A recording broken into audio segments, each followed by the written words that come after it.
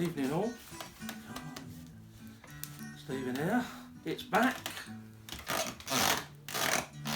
Old Creaky.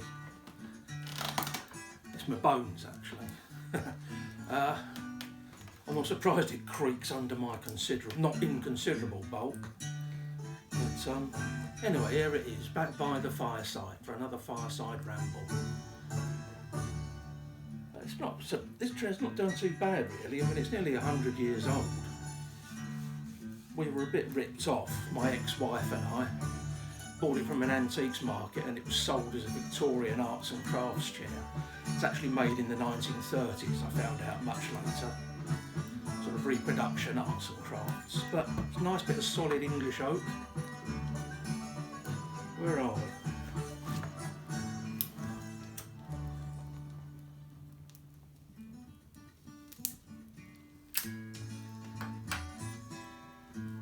Smoking my trusty Bayard, which is a Chacom second. A different tobacco. When I did my latest order for some Villager Tropical, my favourite, my go-to tobacco now, I treated myself to a couple of new ones. This is the first one I'm trying, which is Sutcliffe Molto Dolce. I've got no idea if the camera's focusing on that because I won't even go into it. But it's nice. Burley, Virginia and Cavendish, as you might expect. Caramel, vanilla. Very pleasant. So how are we all? All keeping well? In some of that extreme weather I understand parts of the States have got at the moment. It's been pretty mild here today. I actually thought about getting the shorts out, but it's going to turn cold again in the next couple of days, so I think we'll leave that for a few more days yet. There you are. I'm drinking my old favourite, Green King Abbot Ale.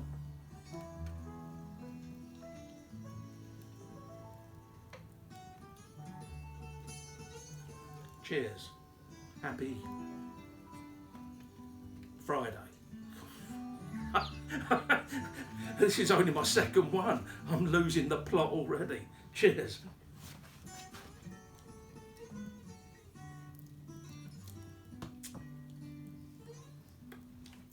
I thought I would mention a book that I've just read.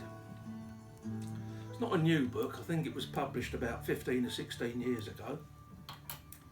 I'll show you in a minute. Just see if I can get this going.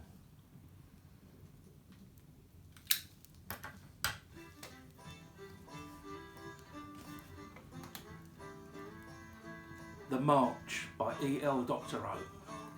I don't know if you can see the cover, but if you can't, it's a picture of Union soldiers.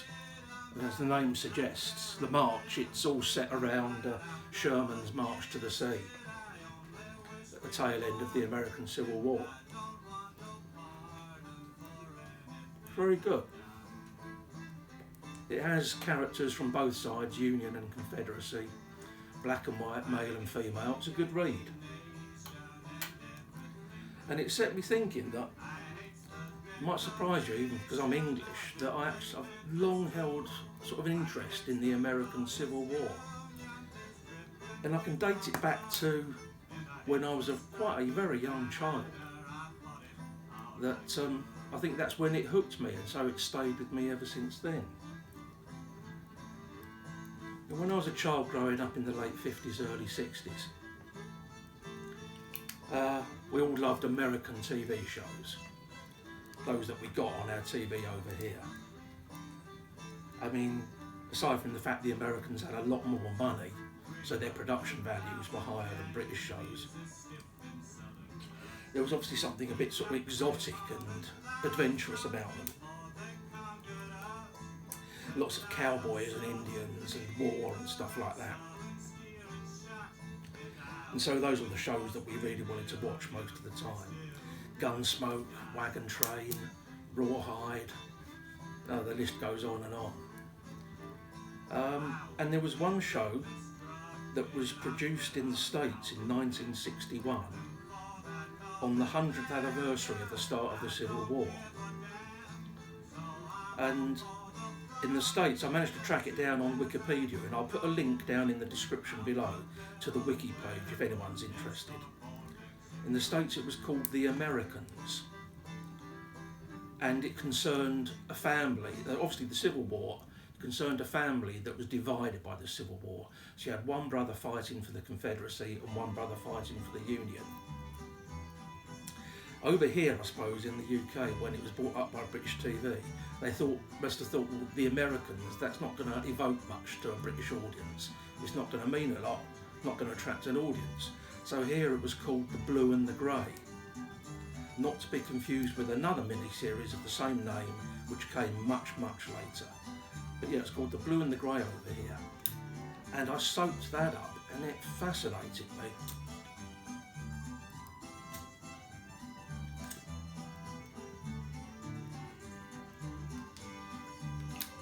The idea of a country fighting against itself, so to speak. People that had shared the same government, culture and all that kind of stuff. And especially the thought of two brothers from the same family fighting on opposite sides really grabbed my attention. I'm having trouble keeping this alive. I think I should have dried it out a bit. And that was like my first introduction to the American Civil War. You mind my beer.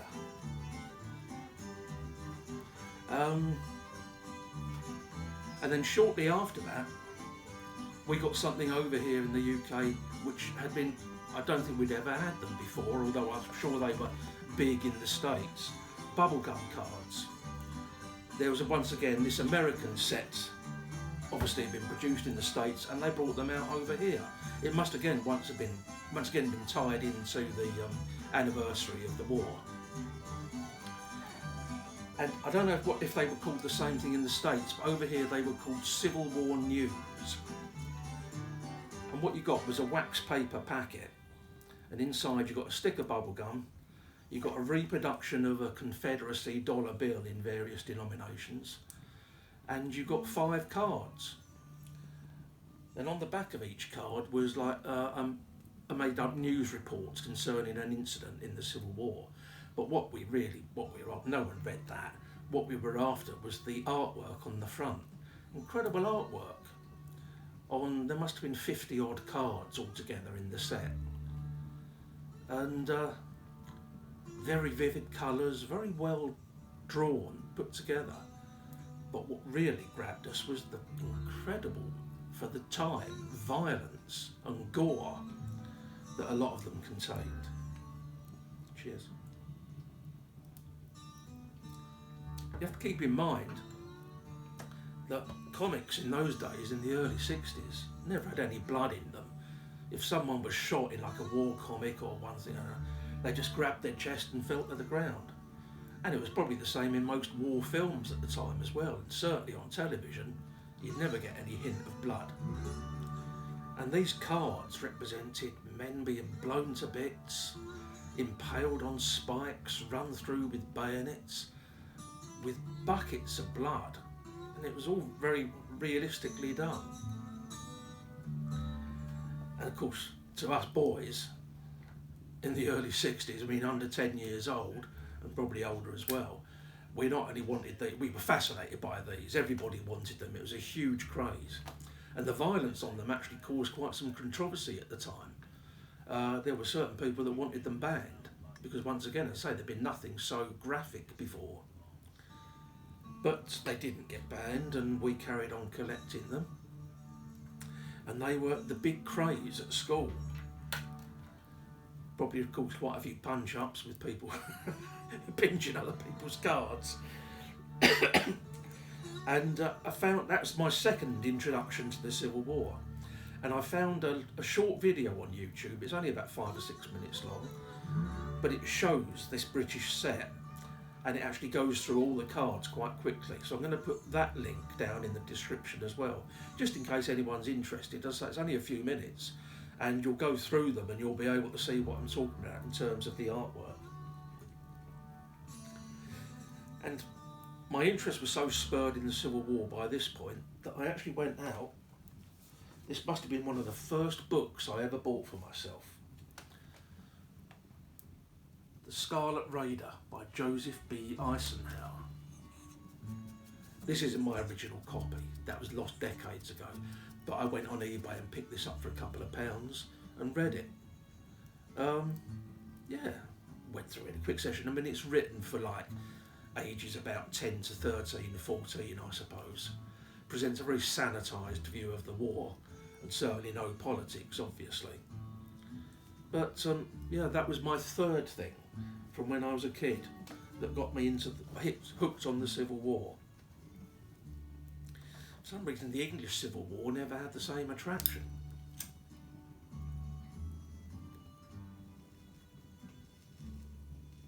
Until I was much older. So that was it. And I was just going to recommend a couple of others. If anyone that hasn't already read it, that has an interest in the war, James McPherson, Battle Cry of Freedom. It's the best one-volume history of the American Civil War that there is. Really, really good book. And finally, another novel that's probably less well known now, but I think is incredible and is probably one of the best novels ever written about the American Civil War. This is Andersonville by McKinley Cantor. Real doorstep of a book. As I say, probably less well known now, but it won the Pulitzer Prize for fiction when it was published in 1955, the glorious year of my birth.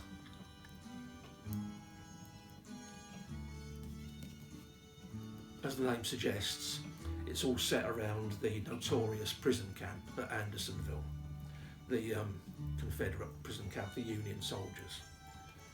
Probably the best known of all of them and famous for the appalling treatment, but it was by no means alone. There were equally bad camps on both sides. There were less humane times, and civil war is a brutal business.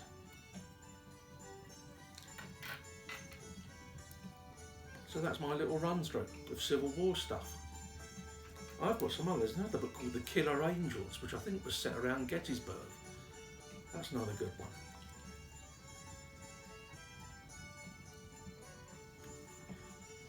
The music, I haven't got any bona fide Civil War music. So I've got the next best thing that I own. And this is the soundtrack to the Walter Hill film, The Long Riders. I think it was 1980 the film came out. And of course the film concerns the James Gang in the years immediately after the American Civil War. Good film, great soundtrack. Soundtrack done by Ry Cooder. I'm a massive Ry Cooder fan. The Battle Cry of Freedom.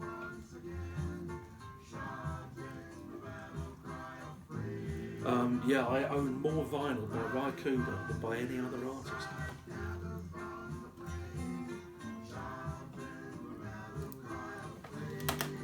You're getting toasted down there, boy.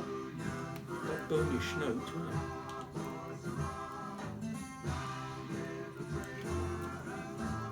Well, I think I better call it a day there. Once again, thanks for all your nice comments on my last video. And I'll go away and have a few more bevies. This is going nicely now. And enjoy the rest of my evening. It's nice to talk to you.